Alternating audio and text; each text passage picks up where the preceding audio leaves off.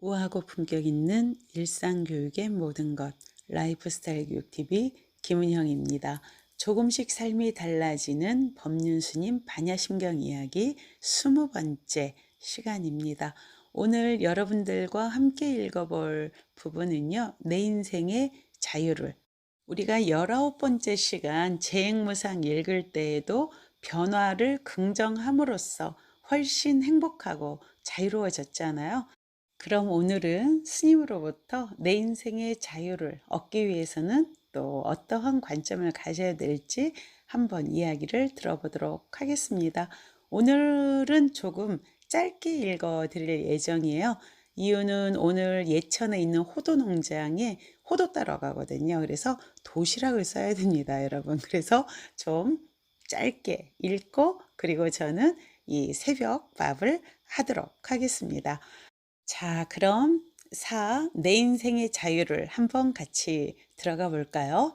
이와 같이 세계의 모든 현상, 즉 물리현상과 생명현상, 나아가 정신현상에까지 모든 존재는 상호우존적으로 연관되어 있으며 끊임없이 변화해 간다. 재행무와 재행무상에서 우리가 같이 확인해 보았던 장이죠. 2600년의 시간을 넘어 부처님이 깨달은 영기적 세계관은 현대과학의 최신 성과물들이 제시하는 입장과 근본적으로 일치하고 있다. 사실 이것은 특별히 이상한 일은 아니다. 모든 존재에 대한 일체의 선입견을 배제한 채 사물을 있는 그대로 파악함으로써, 즉 철저히 과학적 입장을 견지함으로써 존재 그 자체의 비밀을 밝힐 수 있었던 것이다. 연기법의 위대함과 과학성은 여기에 있다. 하지만 우리가 자각하고 있는 연관의 범위는 겨우 부부간 또는 가족 간의 범위로 한정되어 있다. 이 속에서도 나는 나고 너는 너라는 분리된 사고로 상대의 아픔을 못 느낄 때도 있고 외면하기도 하며 일부러 상처를 주기도 하는 수준에 머물러 있다. 여러분이 깨닫게 된다면 만 생명이 나와 연관되어 있음을 느낄 수 있다. 모든 사람의 아픔을 오른손이 아프면 왼손 또한 아픔을 느끼듯이 느끼게 된다. 연관을 깨달았기 때문이다. 이것이 보살이다. 더러워진 왼발을 오른손이 씻어주면서 어렵지만 꾹 참고 씻어주자. 그러면 복이 오겠지. 다음 생에 극락에 갈 수 있겠지 등의 분별심과 계산으로 씻는 것이 아니다. 그저 자기 발이니까 아무런 생각 없이 씻는 것이다. 보살의 행도 그와 같다. 보살이 중생을 구제할 때 구제해 줄까 말까라든지 얄미운 애 안 해줘야겠다든지 하지 말라고 몇 번씩 했는데도 자꾸 하니 내버려 둬야겠다든지 하는 생각은 없다. 지옥 중생을 구제하면서도 구제한다는 생각이 없는 것은 자기 몸의 일부로 보기 때문이며 영관의 세계에 대한 자각이 그만큼 높은 까닭이다. 내 말을 들으면 천당 보내주고 안 들으면 지옥 보낸다는 식의 사고는 중생의 사고방식이다.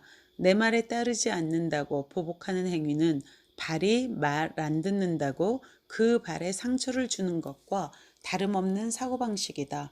손은 손이고 발은 발이라는 발상, 그것이 내 손이고 내 발임을 모르는 무지, 그런 생각과 행위는 모두의 자멸을 부른다. 우리는 어떠한가? 마치 원시인들이 물질 세계의 연관을 모르듯 현대인은 물질 세계의 연관은 잘 알아도 인간의 정신 세계, 즉 너와 나의 연관 속에서 형성되어진 새로운 차원으로서의 정신 세계에 대해서는 아직도 잘 모르고 있다. 만약 몸의 세포가 아메바 시대였을 때만 생각하고 자신만의 편의와 안위, 이익만을 위해 각각 활동한다면 몸은 균형과 조화를 잃고 곧 붕괴되어 버릴 것이다.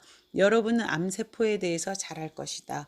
암이란 본래는 각 세포가 질서정연한 균형관계를 유지하는 가운데 일부의 어떤 세포에 고장이 생겨 세포 분열이 계속되면서 지나치게 자기 증식하는 것을 말한다.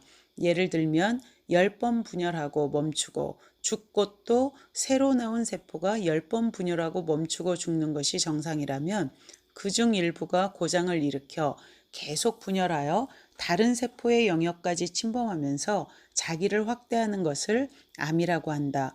단독자와도 같은 아메바는 다른 것들과 연관없이 저 혼자 번식을 계속해 나가도 관계가 없다.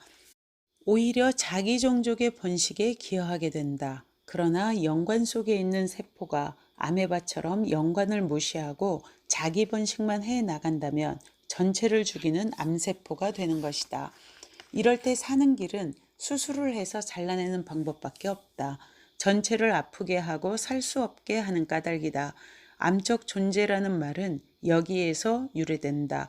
이와 같이 인류의 일원으로서 사회적 존재로서의 인간은 서로 조화로운 관계를 유지하며 살아갈 때 비로소 참되고 모두가 함께 빛나는 삶을 누리게 된다.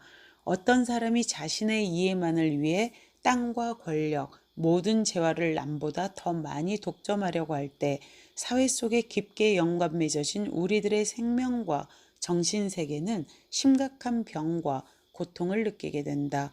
사회적 혼란이 발생하는 것이다. 오늘날 우리 사회가 겪는 혼란이나 고통도 그 원인을 잘 살펴볼 일이다. 수술이 필요할 만큼 암세포가 자라지 않았는지, 자신의 존재가 암세포로서 기능하고 있지는 않은지 늘 성찰하는 마음으로 돌아봐야 할 것이다. 나도 죽고 남도 죽이는 그런 삶을 추구하며 살고 있지는 않은지를 살펴봐야 한다. 우린 모두 암세포로서의 성질을 잠재적으로 갖고 있다. 기회가 없어 쭈그리고 앉아 발현이 안 되고 있을 뿐이지 누구나 기회가 주어지면 다 암세포가 될 소지를 겪고 있다. 그것은 탐진치, 삼독심 때문이다. 인간의 마음속에 있는 탐진치를 죽음으로 이끄는 독에 비유하여 삼독심이라고 한다. 이러한 삼독은 사회적으로 구조화되어 있기도 한다. 즉, 탐은 불평등한 견제 구조를 이야기하고 지는 지배, 종속의 사회 구조를 낳으며 치는 집단적인 최면과 허위의 이데올로기를 유포하는 것이다. 이 삼독심은 암과 같다. 삼독심은 인간 정신의 암이며 인류 문명의 암이다. 육체의 암이 제거될 때 생명을 유지할 수 있듯이 인간의 건강한 정신과 인류의 밝은 미래도 이 삼독심을 제거할 때 보장되는 것이다. 이를 제거하지 않는다면 자신은 잘한다고 한 것이 인류와 자신에게 생존의 위기를 가져올 업보를 지게 될 수도 있다. 삼독심을 제거한 이후라야 판사가 되면 판사의 역할을, 군인이 되면 군인의 역할을, 대통령이 되면 대통령의 역할을 잘해서 인류와 전체 생명을 살리고 건강하게 하는데 기여한다. 하지만 그렇지 못하다면 그 직책이 미치는 영향만큼이나 엄청난 업보를 지게 되는 것이다. 결코 잘 사는 삶이 될 수 없다. 여러분은 어떠한가? 한편 비판하고 손가락질하면서도 내면 깊숙한 곳에서는 그러한 삶을 부러워하고 있거나 시기 질투하고 있는 것은 아닌가? 우리가 대체로 그렇죠. 이제는 우리 삶의 질을 바꾸어야 할 때이다. 연기적 세계관을 이해할 때 무엇이 잘못된 인생의 길인지, 우리가 행복을 추구하면서도 얼마나 거꾸로 된 인생을 살아왔는지 명확히 자각할 수 있다. 정말 양심의 가책이 오네요. 여러분은 어떠신가요? 저와 다르신가요? 자, 여러분이 이제까지 총체적으로 보지 못하고 사물의 실상을 모르고 지낸 까닭을 법륜 스님께서 다음 시간에 함께 이야기해 주실 모양입니다. 자, 여러분이 이제까지 총체적으로 보지 못하고 사물의 실상을 모르고 지낸 까닭은 간단하다부터 21번째 시간에 여러분과 함께 하도록 하겠습니다.